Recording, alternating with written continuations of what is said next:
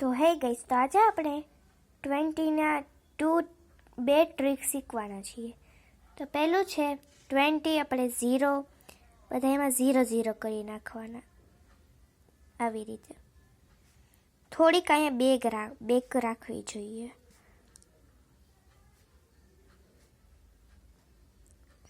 પછી તમારે અહીંથી જઈને આપણે 20નો ટેબલ, જેમ કે 20, 4, 6, आपको क्या करना है, इसमें ये दोनों का બેયનો સરવાળો કરવાનો, પછી તમારે કરવાનું છે. સોરી, મારથી થોડુંક હિન્દી બોલાઈ ગયું છે. પછી 18, फिर 100, फिर 120 और 140, फिर 160, फिर 180, फिर इधर हम 20 कर देंगे.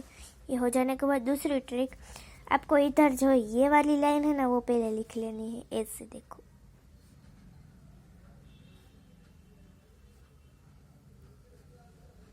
ऐसे देखना, अच्छे से आपको देखना, फिर आपको सब समझ आ जाएगा और आपकी ट्रिक भी ईजी हो जाए.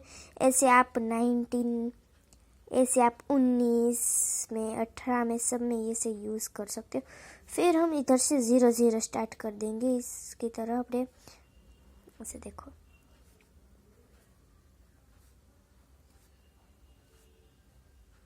ये हो जाने के बाद हमारी 2 ट्रिक रेडी है. Thank you.